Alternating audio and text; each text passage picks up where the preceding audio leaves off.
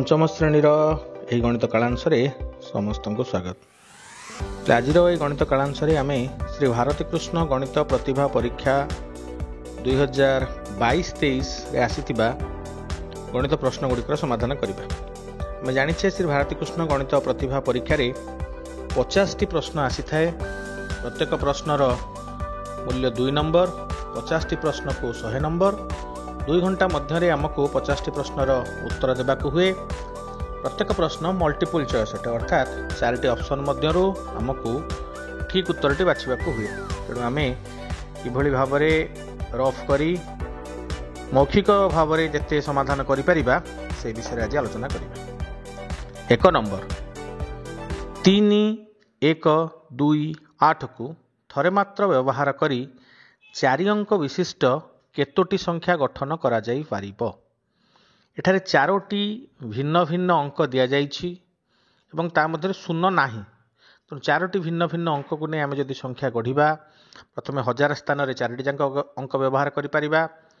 शतक स्थान रे 3टी अंक, कारण 1000 स्थान रे गोटे व्यवहार कर सारिथिले ताको आ पुनश्च व्यवहार करि परिबा नै। तेणु शतक स्थान रे 3टी अंक, दशक स्थान रे 2टी अंक, एकक स्थान रे गोटे अंक। एई भली जदि आमे अंक गुड़ी को व्यवहार करवा ताहले तार सूत्र हेब 4 गुणन 3 गुणन 2 गुणन 1।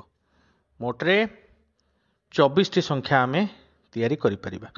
प्ले जदि ए 4टी अंक मध्यरे कोनोसी शून्य थांता, जदि गोटे शून्य थांता ताहले मोट संख्या होई थांता 3 गुणन 3 गुणन 2 गुणन 1 समान 18 होई थांता। कारण प्रथमे 1000 स्थान रे आमे 3टी अंक लिखि परिबा, शून्य को तो 1000 स्थान लिखि परिबा नाही। तेणु 1000 स्थान में 3टी अंक आम व्यवहार करिपरिबा। तेणु सूत्र अनुसार यह 18टी संख्या होई थांता। परवर्ती प्रश्न 1 ठारू 40 मध्यरे केते प्रतिशत मौलिक संख्या अछि। प्रथमे देखिबा 1 रु 40 मध्यरे केतोटी संख्या अछि। 1 रु 40 मध्यरे 38टी संख्या अछि। 40 फेडाण 1 समान 39, तादर मध्य 1 फेडिबा कारण मध्य देइछि। बर्तमान देखिबा जे 1 रु 40 मध्यरे केतोटी मौलिक संख्या आसुछि। आमे जानिछे 1 रु 50 पर्यंत 15टी मौलिक संख्या अछि। सेति मध्यरु 41, 43 और 47 एई तीनोटी 40 रु 50 मध्यरे अछि। ए तीनोटी को बाद देला परे 15 रु 3 गले 12टी संख्या आसुछि 1 रु 40 मध्यरे। सेगुडी के हेउछि 2 3 5 7 11 13 17 19 23 29 31 और 37। ताहले 12टी संख्या 38टी संख्या रु 12टी संख्या ताको आमे शतकड़ा प्रकाश कले 12 विभक्त 38 गुणन 100। यह को जदि आम लघिष्ठ करिबा ताहा 600 विभक्त 19 शतकड़ा हेउछि। मात्र ऑप्शन रे एभली उत्तर नाही। पिले मु भाबुछि प्रश्नटी मध्यरे न होई पर्यंत हेले हमर उत्तर आसी जिवो 1 रु 40 पर्यंत केते प्रतिशत मौलिक संख्या। जदि प्रश्न को ठीक करिबा ताहाले 40टी संख्या अब 1 रु 40 पर्यंत एवं सेथिरु 12टी हेउछि मौलिक संख्या। ताकू शतकड़ा प्रकाश कले 12 विभक्त 40 गुणन 100। आमे याकू जदि लघिष्ठ करिबा ताहाले शतकड़ा 30 ऑप्शन ए ठीक उत्तर हेबो। परवर्ती प्रश्न 4.005 गुणन 18 फेडाण 19.735 हरण 2 मिशाण 0.35 गुणन 8 समान केते। एठारे पिले 3टी भिन्न भिन्न क्रिया हमको करने को कह जाइछि। 2टी गुणन, गोटे हरण एवं तार जोग वियोग क्रिया मध्य दिया जाइछि। आमे सरलकर नियम अनुसार एक समाधान करिबा। सरलकर नियम अनुसार बर हगु मिफे बंधनित एथारे नाही, र मध्य नाही, हरण कार्य आरंभ होइछि। त आमे प्रथमे हरण करिबा। 19.735 हरण 2 ताकू जदि आमे 2 रे भाग करिबा आमे उत्तर पाइबा 9.8675। हरण परे हेउछि गुणन। एठारे 2टी गुणन क्रिया देइछि। 4.005 गुणन 18, 4.005 को 18 रे गुणिले आमे पाइबा 72.09। आ गोटे गुणन क्रिया मध्य देइछि 0.35 गुणन 8 ताकू गुणिले आमे पाइबा 2.8। वर्तमान आमे जो गुणन आ भाग क्रिया कले पाइथिबा उत्तर को आमे जदि लिखिबा ताहले हेबो 72.09 फेडाण 9.8675 मिशाण 2.8 जोग वियोग क्रिया वर्तमान रहुछि जोग वियोग कला पूर्व आम सजाइबा एठारे दुईटे धनात्मक संख्या और गोटे ऋणात्मक संख्या अच्छे धनात्मक संख्या एकाठी करिबा ताहले 72.09 मिशाण 2.8 72.09 को 2.8 जोग कले हेब 74.89 से आम वियोग करवा 9.8675 74.89 रु 9.8675 वियोग कले आम उत्तर पाउचे 65.0225 एठारे दिया जाइछि पूर्ण संख्यार आसन्न मान उत्तर दियो अर्थात 65.0225 निकटवर्ती पूर्ण संख्या उत्तर हेब पूर्ण संख्यार आसन्न मान यार हेब 65 ऑप्शन डी 65 ठीक उत्तर हेब पे आसन्न मान मन रखिबा जदि जो पर्यंत आसन्न मान दि जाइछि तार डाहाण पट अंकटी को देखिबा तार डाहाण पट अंक जदि 5 बा ताठू बड़ थाए ताहले आमे पूर्व अंकरे 1 जोग करिबा जदि 5 रु सान थाए ताहले ताको विचार को नबा नाही एठारे 65.0225 पूर्ण संख्यार आसन्न मान निर्णय करबा को दिया जाइछि तेणु 65 परे 0 आसुछि दशांश स्थान रे तेणु ताको विचार को नबा नाही तेणु 65 ही उत्तर हेबो। परवर्ती प्रश्न 4 नंबर 2 मिशाण 1 विभक्त 2 मिशाण 1 विभक्त 2 मिशाण 1 विभक्त 3 समान केते यह एक जटिल भग्नांश आम यह सरल भग्नांश परिणत करवा जो भग्नांश एकाधिक लव हर थाए आम जटिल भग्नांश बोली कहू जटिल भग्नांश को सरल करने बेले आम तलू ऊपर पर्यंत क्रिया करवा प्रथम सभा तलू को लक्ष्य कर जटिल भग्नांश 2 मिशाण 1 विभक्त 3 से क्रियाटी ही करवा 2 रे 1 विभक्त 3 जोग कले 7 विभक्त 3 2 पूर्ण 1 विभक्त 3 ताहा 7 विभक्त 3 वर्तमान 1 हरण 7 विभक्त 3 1 को 7 विभक्त 3 रे भाग कले आम 3 विभक्त 7 पाउछे वर्तमान 2 मिशाण 3 विभक्त 7 2 पूर्ण 3 विभक्त 7 ताहा 17 विभक्त 7 पुनश्च 1 हरण 17 विभक्त 7 ताहा 7 विभक्त 17 वर्तमान आम उत्तर पाई जाइछे 2 मिशाण 7 विभक्त 17 ता 2 पूर्ण 7 विभक्त 17 ऑप्शन बी 2 पूर्ण 7 विभक्त 17 लिखा जाइछे से ही ठीक उत्तर हेबो।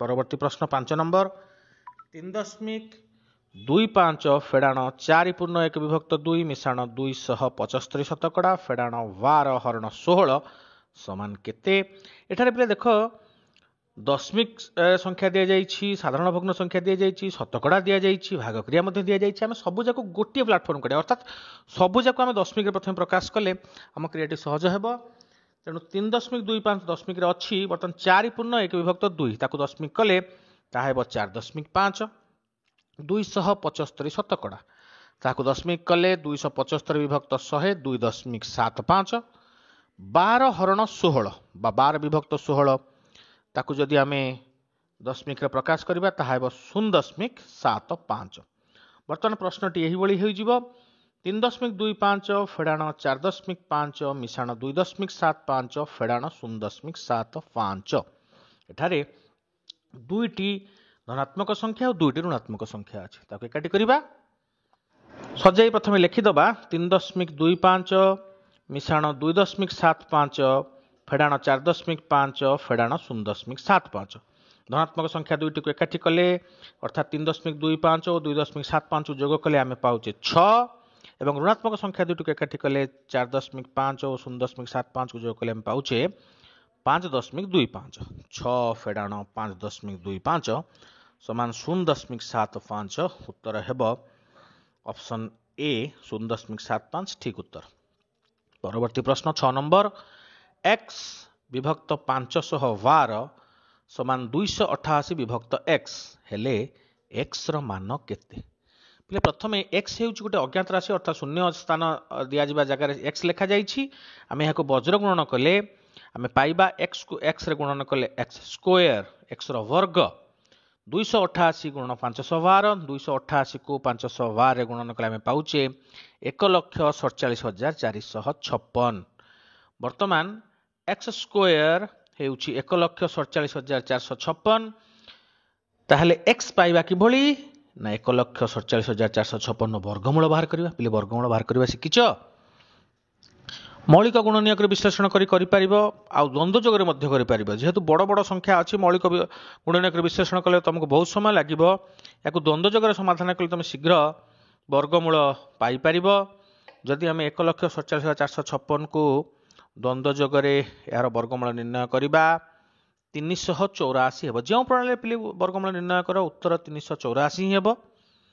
ଅପସନ୍ ସି ଠିକ୍ ଉତ୍ତର ହେବ। 384କୁ 384ରେ ଗୁଣନ କଲେ 1,47,456 ବର୍ଗମୂଳ ନିର୍ଣ୍ଣୟ କରିବା ପିଲେ ନିଶ୍ଚିତ ରୂପେ ଶିଖିବ। ବର୍ଗମୂଳ ନିର୍ଣ୍ଣୟ କରିବା ନ ଜାଣିଥିଲେ ପ୍ରଶ୍ନର ସମାଧାନ କରିପାରିବ ନାହିଁ। ପରବର୍ତ୍ତୀ ପ୍ରଶ୍ନ 7 ନମ୍ବର। ଏହି ଭାଗକ୍ରିୟାଟିକୁ ଲକ୍ଷ୍ୟ କର। ଏଠାରେ ଭାଗକ୍ରିୟାରେ ଭାଜ୍ୟ କେତେ ବୋଲି ଆମକୁ ପଚରାଯାଇଛି। ପ୍ରଥମେ ଦେଖ ସଂଖ୍ୟାଟିକୁ 2ରେ ଭାଗ କଲେ ଭାଗଶେଷ 1, ପୁନଶ୍ଚ 2ରେ ଭାଗ କଲେ ଭାଗଶେଷ 1, ପୁନଶ୍ଚ 3ରେ ଭାଗ କଲେ ଭାଗଶେଷ 2 ଏବଂ ପୁନଶ୍ଚ 5ରେ ଭାଗ କଲେ 1 ଭାଗଫଳ 3 ଭାଗଶେଷ ରହୁଛି। ଆମେ ତଳୁ ଉପରକୁ କ୍ରିୟା କରିବା। ଭାଜକ, ଭାଗଫଳ ଓ ଭାଗଶେଷ ଆମେ ଜାଣିଛେ। ଭାଜକ ହେଉଛି 5, ଭାଗଫଳ ହେଉଛି 1 ଓ ଭାଗଶେଷ ହେଉଛି 3। ତାହେଲେ ଭାଜ୍ୟ କେତେ? ଭାଜ୍ୟ ନିର୍ଣ୍ଣୟର ସୂତ୍ର ହେଉଛି ଭାଜକ ଗୁଣନ ଭାଗଫଳ ମିଶ୍ରଣ ଭାଗଶେଷ 5 ଗୁଣନ 1 ମିଶ୍ରଣ 3 ସମାନ 8। ବର୍ତ୍ତମାନ ଆମେ ଉପର 5ରେ ପହଞ୍ଚି ଯାଇଛେ। ବର୍ତ୍ତମାନ ଦେଖ ପିଲେ ଭାଜକ ହେଉଛି 3, ଭାଗଫଳ 8 ଓ ଭାଗଶେଷ 2। ଭାଜ୍ୟ କେତେ? 3 ଅଷ୍ଟା 24 ମିଶ୍ରଣ 2 ସମାନ 26। ପୁନଶ୍ଚ ଭାଜକ 2, ଭାଗଫଳ 26 ଓ ଭାଗଶେଷ 1। ଭାଜ୍ୟ ହେବ 26 ଗୁଣନ 2 ହେଉଛି 52 ମିଶ୍ରଣ 1 ସମାନ 53। ବର୍ତ୍ତମାନ 2 ଭାଜକ 53 ଭାଗଫଳ 1 ଭାଗଶେଷ ହେଲେ ଭାଜ୍ୟ ହେବ 53 ଗୁଣନ 2 ସମାନ 106 ମିଶ୍ରଣ 1 ସମାନ 107। 107 ହିଁ ଏହି ଭାଗକ୍ରିୟାର ଭାଜ୍ୟ ହେବ। ଅପସନ୍ ଡି 107 ଠିକ୍ ଉତ୍ତର ହେବ। ଏହା ହେଉଛି କ୍ରମ ବିଭାଜନ ପ୍ରଣାଳୀ। ଗୋଟିଏ ସଂଖ୍ୟାକୁ ଆମେ ସିଧାସଳଖ ଗୋଟିଏ ବଡ଼ ସଂଖ୍ୟାରେ ଭାଗ ନ କରି ଏହାକୁ ମୌଳିକ ଗୁଣ ନିୟୋଗରେ ଭାଜକକୁ ବିଶ୍ଳେଷଣ କରି ଆମେ ଯଦି ଭାଗ କରିବା ଆମେ ଉତ୍ତର ପାଇପାରିବା। ପରବର୍ତ୍ତୀ ପ୍ରଶ୍ନ 8 ନମ୍ବର। 3ଟି କ୍ରମିକ ସଂଖ୍ୟା ମଧ୍ୟରୁ ପ୍ରଥମର 0.25, ଦ୍ୱିତୀୟର 0.2 ଓ ତୃତୀୟର 0.5ର ସମଷ୍ଟି 43 ହେଲେ ବଡ଼ ସଂଖ୍ୟାଟି କେତେ? ପିଲା ଏଠାରେ 3ଟି କ୍ରମିକ ସଂଖ୍ୟା ଦେଇଛି। ଆମେ ଜାଣିଛେ କ୍ରମିକ ସଂଖ୍ୟା ଗୁଡ଼ିକ ଥିବା ଲାଗି ଥିବା ସଂଖ୍ୟା ବା ଦୁଇଟି ସଂଖ୍ୟା ମଧ୍ୟରେ ପ୍ରଭେଦ 1 ଆମେ ତାକୁ କ୍ରମିକ ସଂଖ୍ୟା ବୋଲି କହୁ। ଯଦି ପ୍ରଥମ ସଂଖ୍ୟା 1 ଗୁଣ ହୁଏ ଦ୍ୱିତୀୟ ସଂଖ୍ୟା ହେବ 1 ଗୁଣ ମିଶାଣ 1 ଏବଂ ତୃତୀୟ ସଂଖ୍ୟା ହେବ 1 ଗୁଣ ମିଶାଣ 2। ବର୍ତ୍ତମାନ ପ୍ରଶ୍ନକୁ ଯିବା। କୁହାଯାଇଛି ପ୍ରଥମ ସଂଖ୍ୟାର 0.25। ଆମେ ଏହାକୁ ଭଗ୍ନ ସଂଖ୍ୟାରେ ପରିବର୍ତ୍ତିତ କଲେ ସହଜରେ କରିପାରିବା। ପ୍ରଥମ ସଂଖ୍ୟାର 0.25 ଅର୍ଥାତ୍ ପ୍ରଥମ ସଂଖ୍ୟାର 1 ବିଭକ୍ତ 4 ମିଶାଣ ଦ୍ୱିତୀୟ ସଂଖ୍ୟାର 0.2 ଦ୍ୱିତୀୟ ସଂଖ୍ୟାର 1 ବିଭକ୍ତ 5 ତୃତୀୟର 0.5 ତାହେଲେ ତୃତୀୟର 1 ବିଭକ୍ତ 2 ସମସ୍ତର ସମଷ୍ଟି ହେଉଛି 43। ତାହେଲେ ବର୍ତ୍ତମାନ ଦେଖ ପିଲେ ଆମେ ଯେଉଁ 3ଟା ସଂଖ୍ୟାର ଗୁଣ ପାଇଛେ ତାକୁ ଭଗ୍ନ ସଂଖ୍ୟାରେ ପରିବର୍ତ୍ତିତ କରି ଲେଖିଛେ। ପ୍ରଥମର 1 ବିଭକ୍ତ 4 ମିଶାଣ ଦ୍ୱିତୀୟର 1 ବିଭକ୍ତ 5 ମିଶାଣ ତୃତୀୟର 1 ବିଭକ୍ତ 2 ସମାନ 43। ଏଠାରେ ହର ଦେଖ 5, 4 ଓ 2 ତାର ଲସାଗୁ ହେଉଛି 20। ଆମେ ଯଦି ଉଭୟ ପାର୍ଶ୍ୱକୁ 20ରେ ଗୁଣନ କରିବା ଆମର ସବୁଯାକ ପୂର୍ଣ୍ଣ ସଂଖ୍ୟାରେ ପରିବର୍ତ୍ତିତ ହୋଇଯିବ ଆଉ ଭଗ୍ନ ସଂଖ୍ୟା ରହିବନି। ଆମକୁ ସମାଧାନରେ ସହଜ ହେବ। ତେଣୁ ଉଭୟ ପାର୍ଶ୍ୱକୁ ମୁଁ 20 ଦ୍ୱାରା ଗୁଣନ କରୁଛି। 20 ଦ୍ୱାରା ଗୁଣନ କଲେ ଆମେ କ'ଣ ପାଉଛେ ନା ପ୍ରଥମ ସଂଖ୍ୟାର 5 ଗୁଣ, କାରଣ 1 ବିଭକ୍ତ 4 ଥିଲା। ଯଦି ଆମେ 20ରେ ଗୁଣିବା 1 ବିଭକ୍ତ 4 ଗୁଣନ 20 ସମାନ 5 ତାହେଲେ ପ୍ରଥମ ସଂଖ୍ୟାର 5 ଗୁଣ। ଦ୍ୱିତୀୟ ସଂଖ୍ୟାର 1 ବିଭକ୍ତ 5 20ରେ ଗୁଣିଲେ ହେବ 4 ଗୁଣ। ତୃତୀୟ ସଂଖ୍ୟାର 1 ବିଭକ୍ତ 2 କୁ 20ରେ ଗୁଣିଲେ ହେବ 10 ଗୁଣ। 43 କୁ 20ରେ ଗୁଣିଲେ ଆମେ ପାଇଲେ 860। ତାହେଲେ ବର୍ତ୍ତମାନ ଆମେ ଏହା ପାଇଛେ ଯେ ପ୍ରଥମ ସଂଖ୍ୟାର 5 ଗୁଣ ମିଶାଣ ଦ୍ୱିତୀୟ ସଂଖ୍ୟାର 4 ଗୁଣ ମିଶାଣ ତୃତୀୟ ସଂଖ୍ୟାର 10 ଗୁଣ ସମାନ 860। ଆମେ ପ୍ରଥମ ସଂଖ୍ୟା 1 ଗୁଣ ଧରିଥିଲେ ତାହେଲେ ସେଥିରେ 5 ଗୁଣିବା ତାହା ହେବ 5 ଗୁଣ। ଦ୍ୱିତୀୟ ସଂଖ୍ୟା ଆମେ 1 ଗୁଣ ମିଶାଣ 1 ଧରିଥିଲେ ସେଥିରେ 4 ଗୁଣିବା ହେବ 4 ଗୁଣ ମିଶାଣ 4। ତୃତୀୟ ସଂଖ୍ୟା ଧରିଥିଲେ 1 ଗୁଣ ମିଶାଣ 2 ସେଥିରେ 10 ଗୁଣିବା ତାହା ହେବ 10 ଗୁଣ ମିଶାଣ 20। ତାହେଲେ ଆମେ କ'ଣ ପାଇଲେ 5 ଗୁଣ ମିଶାଣ 4 ଗୁଣ ମିଶାଣ 4 ମିଶାଣ 10 ଗୁଣ ମିଶାଣ 20 ସମାନ 860। ଆମେ ଯଦି ସବୁ ଯାକ ଗୁଣକୁ ଯୋଗ କରିବା ତାହା ହେବ 19 ଗୁଣ ମିଶାଣ 24 ସମାନ 860। ତାହେଲେ 19 ଗୁଣକୁ ହେବ 860 ଫେଡାଣ 24 ସମାନ 836। ଯଦି 19 ଗୁଣକୁ 836 1 ଗୁଣକୁ ହେବ 836 ହରଣ 19 ସମାନ 44। ଆମକୁ ପ୍ରଶ୍ନରେ ପଚାରିଛି ବଡ଼ ସଂଖ୍ୟାଟି କେତେ? जदि 44 ହେଉଛି ସାନ ସଂଖ୍ୟା ଆମେ ବଡ଼ ସଂଖ୍ୟା 1 ଗୁଣ ମିଶାଣ 2 ବୋଲି ଧରିଥିଲେ ବା ତୃତୀୟ ସଂଖ୍ୟା ହେବ 44 ମିଶାଣ 2 ସମାନ 46 उत्तर हेब 46 ऑप्शन बी ठीक उत्तर हेब। ठीक अच्छे पिले आज गणित कालांश आम भारती कृष्ण गणित प्रतिभा परीक्षा 2022-23 पंचम श्रेणी आसीथिबा प्रश्नपत्र गुड़िक समाधान करते यही क्रम आज 1 नंबर 8 नंबर पर्यंत प्रश्न समाधान करें परवर्ती कालांश आम अवशिष्ट प्रश्न गुड़िक समाधान करें। आज धन्यवाद।